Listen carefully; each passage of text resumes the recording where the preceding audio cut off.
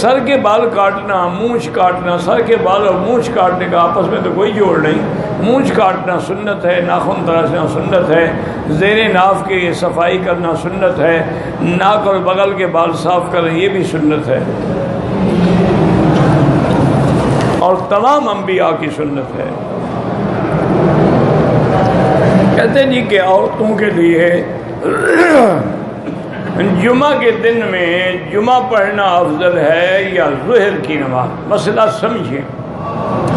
عورتیں اگر اپنے گھر میں ہیں یعنی مسجد میں نہیں آئی ہیں پھر ان کو ظہر پڑھنی ہو، کیونکہ عورتوں کو جمعہ کے لیے آنا جو ہے اس کا حکم نہیں ہے۔ لیکن اگر جیسے آج کل عمرے پہ عورتیں ہیں وہ مسجد میں موجود ہیں پھر وہ جمعہ پڑھیں گی جیسے ساری دنیا جمعہ پڑھے گی، پھر وہ امام کا اتباع کریں گی۔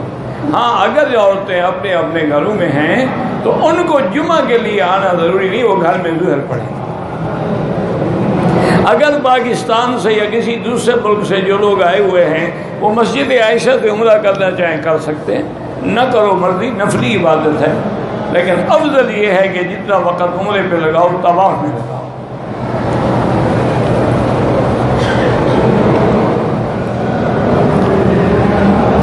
عمرے کا میرا بھائی مختصر طریقہ صرف یہی ہے کہ اگر باہر سے آ رہے ہیں تو اپنے ملک سے یا مدینہ منورہ سے یا طائف سے، یا مکے میں رہتے ہو تو پھر مسجد عائشہ سے یا جرانہ سے غسل کریں، 2 چادریں باندھیں اور 2 رکعت سنت الاحرام پڑھیں، اس کے بعد لبیک بعمرۃ لبیک اللہم لبیک پڑھتے ہوئے آ جائیں۔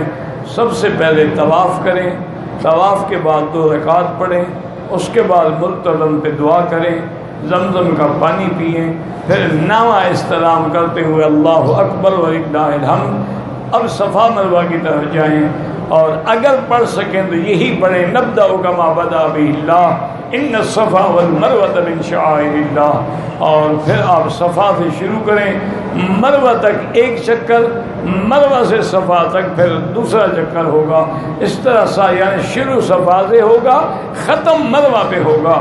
جب 7 چکر ختم ہو جائیں افضل اعلیٰ یہ ہے کہ سر پہ اس طرح پھروائیں، اگر اس طرح نہ پھروائیں اور بال لمبے ہیں تو چوتھا حصہ سارے بالوں کا کٹ جائے، ٹک شک نہ لگوائیں ورنہ دم پڑ جائے گی۔ تو عمرہ کوئی مسئلہ ہی مشکل نہیں، طواف کرو، صفا دوڑو، بال کٹاؤ، عمرہ ختم، کون سا مشکل ہے اس میں؟